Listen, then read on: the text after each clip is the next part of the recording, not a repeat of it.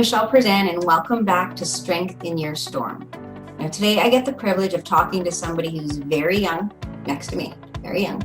She has been through a lot in her time. She actually has shown a lot of strength and tenacity with everything she's been through. So much so that she's even written a book called Diary of a Broken Girl, which is amazing for her age to have written a book and published it already. I'm so excited to hear from her and that she can share how she found strength in such a dark time and how she found strength in her falling. So please help me welcome my guest today, Kaitlyn Henderson.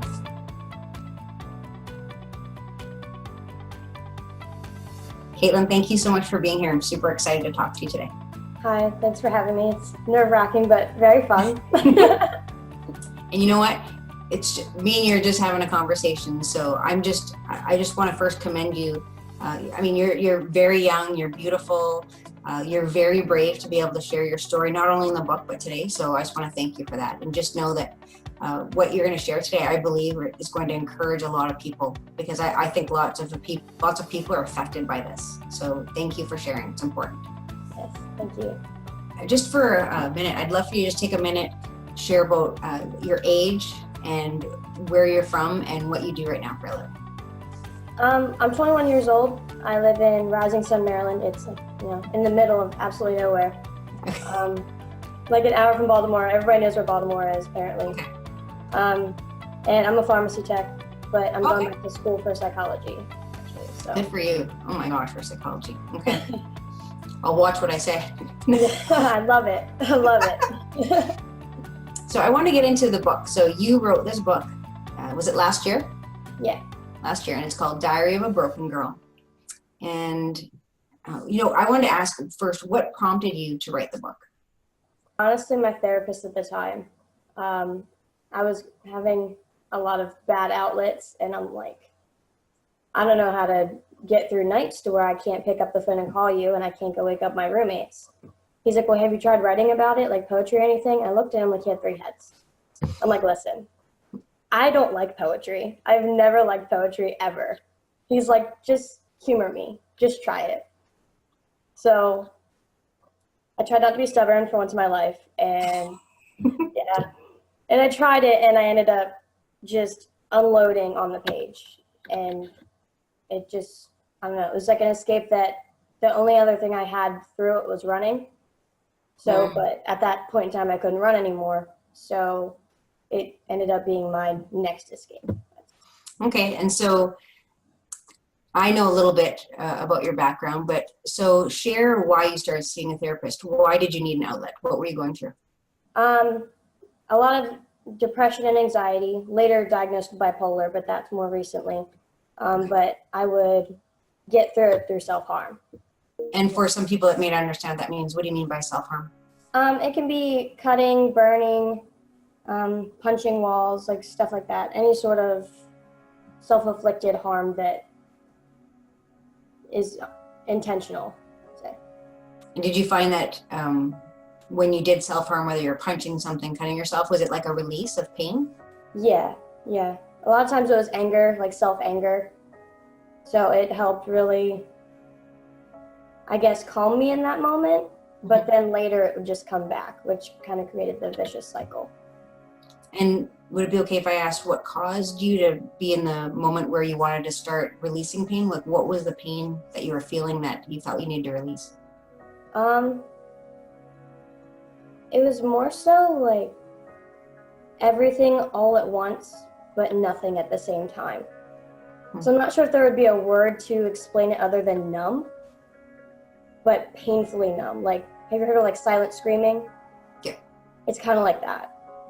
So like once you get that release, it's like the screaming kind of stops.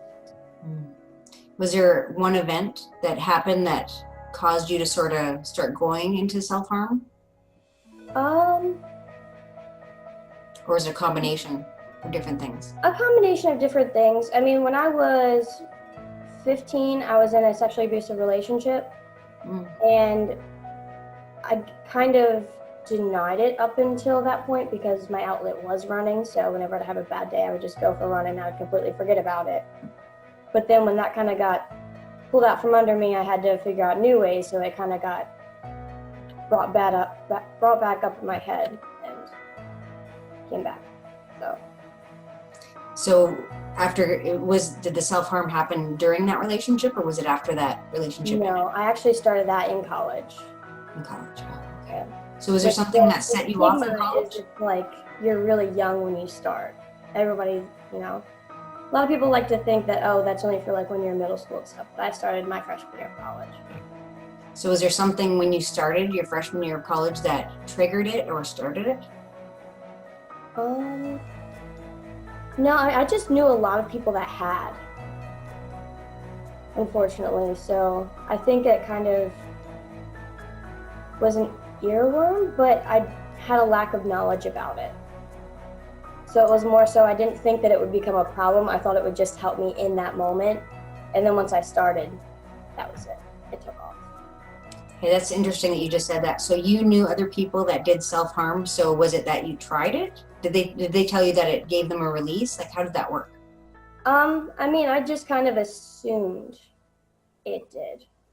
It's almost like drug addicts and stuff.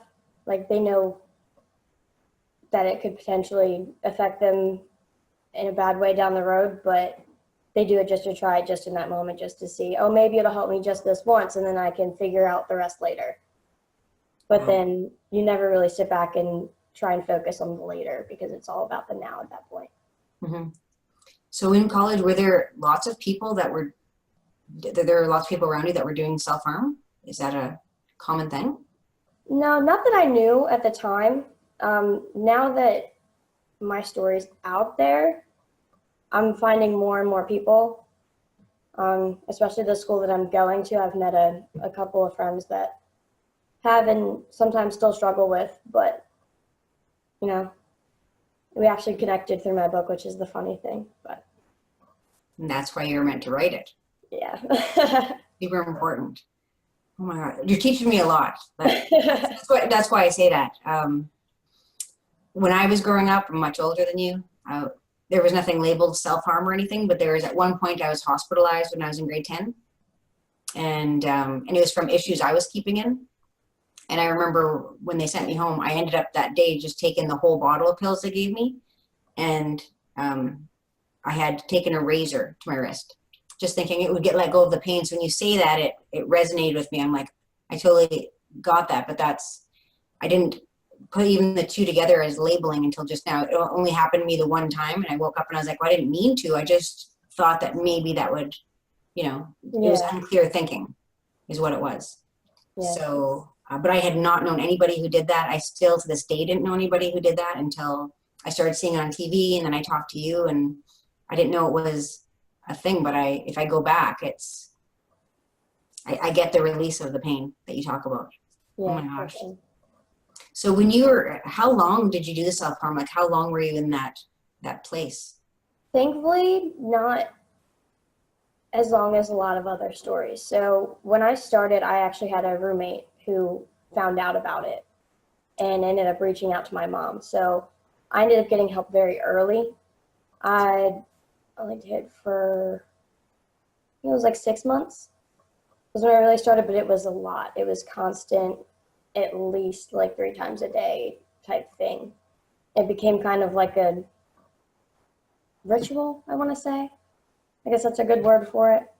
But then I slowly broke out of it. More recently, unfortunately, last year I had a relapse. But I am coming up on 3 months cut free. So good for you. I'll take it. Relapses happen. So it does. It's about moving the next day. Can't fix the past, but you can work on today. Yeah. Sometimes you need that little reminder. I do. So when you were going through this in college, how would you hide it? Like, was it on your wrists? Like, how were you able to hide that if you're doing it 3 times a day? Mine was all on my legs. Your legs. Yeah. So nobody really saw it, but it was hard. Like if we were getting ready to go out or something and we were all getting ready in one room, like before my roommates knew, I was just like, okay, I'm going to go get changed. And they're all like, why are you going in the other room? So they kind of knew something was up at that point. Now, I'm just out of curiosity, you said that you were a runner. Was the cutting on your legs have anything to do with because you used to run, or is that the place that you found safest to hide was your legs? I just thought it was easier to hide, definitely. Just because also I never knew like when my mom was going to do like a surprise visit, and that's the last thing I wanted was for her to like come up and see that I was doing poorly or anything. So how did your roommates end up finding out? Did they, just because you're acting differently, start questioning you, or did they see something? I told one of them Oh. because I wanted support to go talk to somebody, but I knew I wouldn't have been able to do it on my own. Because at first I wanted to tell my parents that I think I have some sort of depression or anxiety that I just didn't know how to face. Because up until then, it was just something that I dealt with. But when it got to be unbearable, I was like, and they weren't there as my support system constantly. You know, you're there away at college and all you have is your roommates and your friends. And she sat me down and made the call to the counseling center and everything. But I ended up telling another roommate shortly after I made that appointment because he recommended that I grow my support system. Yes. So I told her, and they kind of kept watch on me. So when they noticed that even though I was going to therapy and stuff, that it was still getting progressively worse, and they would just see more marks on me. Okay. Like, because after a while you run out of space. Yeah. So you start going to other spots until more places heal. So like even if I would wear shorts, like they would go farther down and you could slightly see if I moved in a certain direction. So yeah, one of my roommates called my mom one day without me knowing. I was in class. And probably one of the hardest things was getting that call from my mom that she found out. But I can honestly say that roommate saved my life that day. Absolutely. I'm so thankful that they just did that and called your mom, and Me they too. did save your life. Because at that point, like, you don't know, like, because I know I've made a couple of phone calls that were hard personally. And I've had people that to this day still won't talk to me because of it. So like knowing that she knew that could be a possibility, definitely a hard one. Mm-hmm. But she loved you more than worried about, you know what I mean? What was going to happen for that? She wanted to make sure you're around so she could love you longer. Yeah, definitely. Yeah, she wanted you around, which is important. So depression, lots of people don't even think about it, but depression can cause so many things. Oh, yeah. And did you feel any depression or go through any depression before that relationship at 15, or do you think it started all after that? Yeah, I would say the relationship more so spiked my anxiety because I was constantly worried about my surroundings and what was going on. Mm-hmm. But depression, I feel like I had a lot. I was bullied a lot in middle school. So that kind of, I feel like that's where it truly started. Oh my gosh. I don't like when people bully. I'm just going to say. I know. I get so aggravated. But I love to know. So in the midst of all your storms, like when you're going through this, especially in that 6-month period before the roommates found out or anything, how were you able to get through each day? How did you find strength every day to keep going on? honestly, the way that I put it is I don't think suffering something that goes away. You know, actually, I wouldn't say suffering. I'd say pain. I'll touch back on the suffering part. I don't think pain's something that goes away. I think it's passed down. So I think that if I were to end my pain in some way, that it would pass down to somebody that I would care about, and I would never want to do that to them. So I kept thinking of, okay, this sucks, but I don't want anybody else to deal with this, so I just have to suck it up.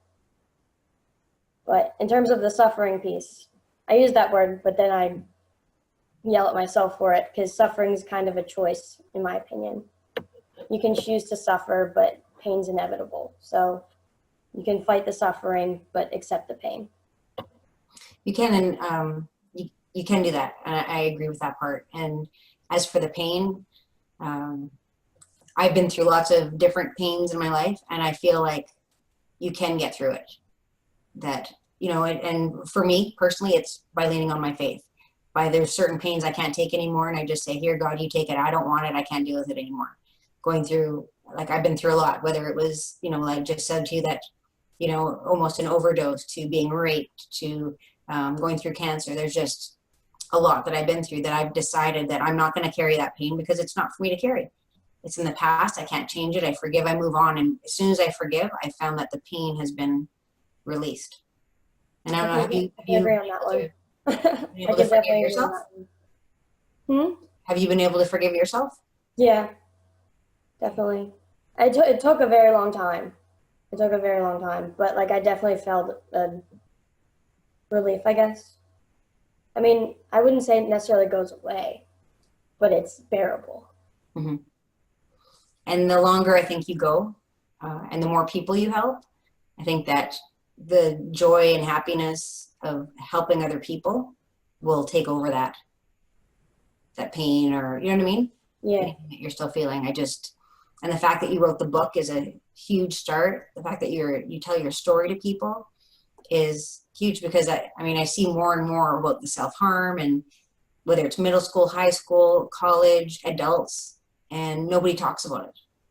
So unfortunately, that's why like, and I'm sure you've heard of like Demi Lovato's story. this You one, know, Demi Lovato. I didn't hear that story. So she was big into she self-harmed a lot, and she was on cocaine, and I think she drank also. But when she started self-harming, like, and then she was in like the public eye, it was like this big thing. She got bashed for it and everything. But then you saw more people who have similar situations to me kind of stand up and start sharing more. I think that was definitely a big one. I didn't know. I Yeah, gotta watch the news more. That's good. It's important, because people that are in the public eye like that, when they're doing stuff, when they share it, it almost gives people that, oh, it's okay, it's not just me. Sometimes when you're going through it, you can feel like, am I the only person doing this? Like, yeah. And a lot of times too, like people will sugarcoat it. That's one thing I get very frustrated about, because it's not something you can. It's very real, it's very raw, it's very horrible, but it is what it is, and you can't try and dramatize it. so right now you said you've been 3 months like cut free. How do you get through each day right now? I would say the first 2 months are definitely were always the hardest for me.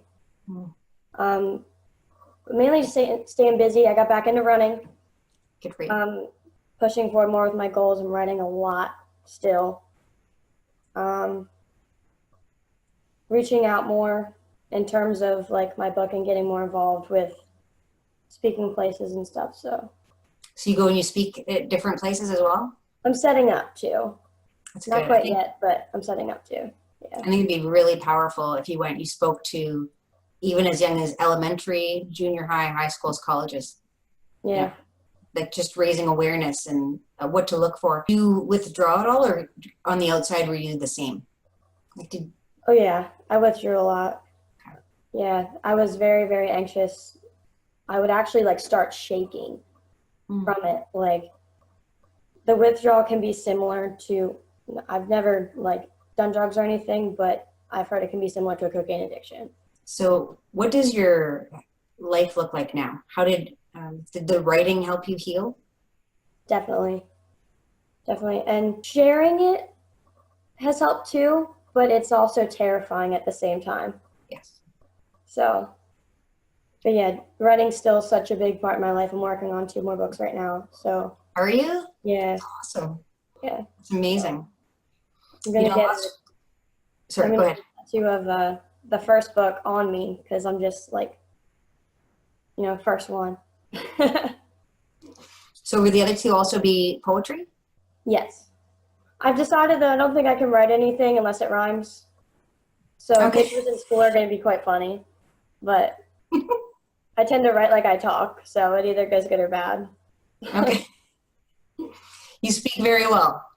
Thank And you. I think that both your books will be amazing. So you're writing enough for 2 books. Yeah. You've been busy. Yeah.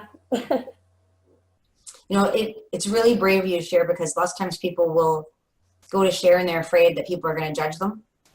Okay. Why would she do this? What's wrong?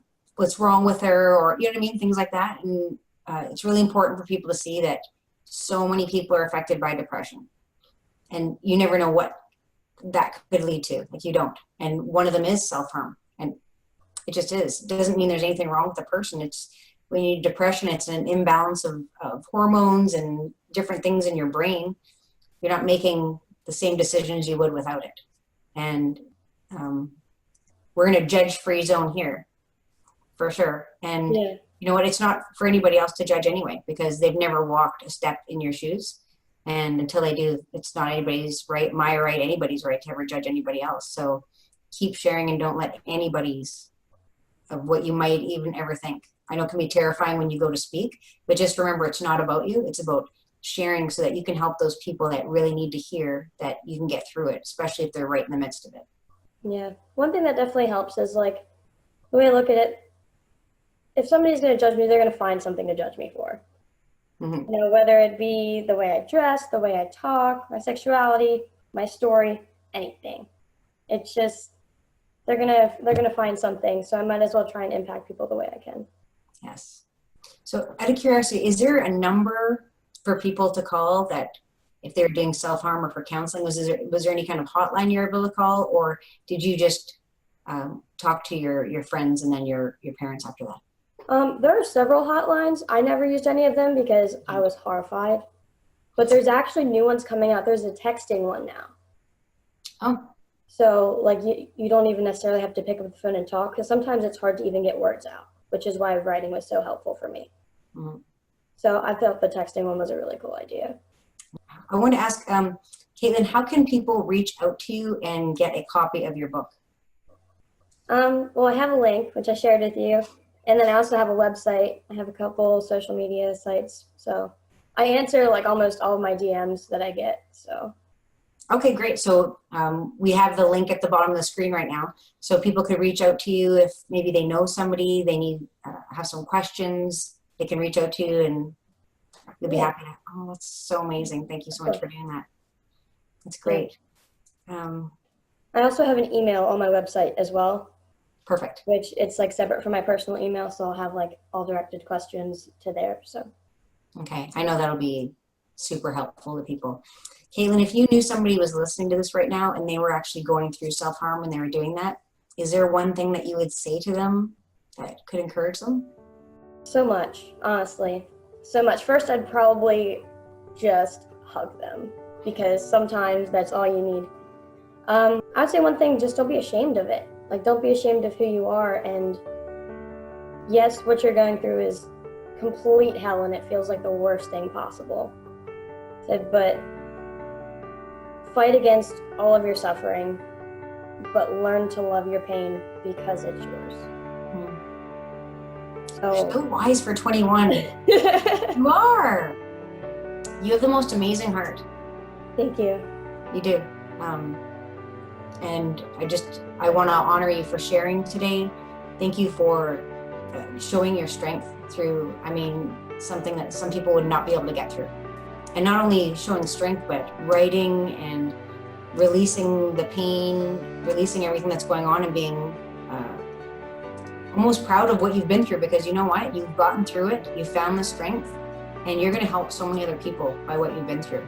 And I'm just going to keep praying that you're going to stay cut free for the rest of your life, that you're going to find strength poured upon you, that there won't even be the urge or anything else, that's just going to be completely gone. I just want to pray that over you, because I believe you can be completely healed today, and I want that for you.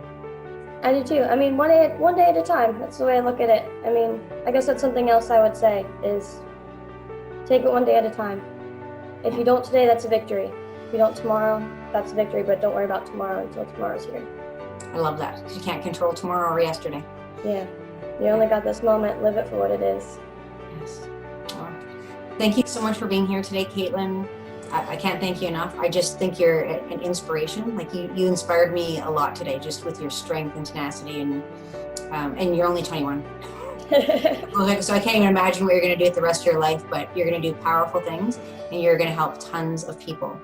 So if you'd like to connect with Kaitlyn, the information's on the bottom of the screen. Please reach out to her. If you know somebody going through, whether it's depression, self-harm, reach out to her. She's been through it, and I know she'd love to encourage her. And the link to her book is also on there, Diary of a Broken Girl. So please get this. It's really good. The poems are, they may seem dark, some of them, but you know what? It's just her truth. And to see that there's light at the end of it and how amazing she's doing, it just goes to show that you can get through darkness, and you can find strength in your falling. So thank you again for being here, Kaitlyn. Until next time, where my passion is to help you find strength in your storm. See you next time. Thank you very much.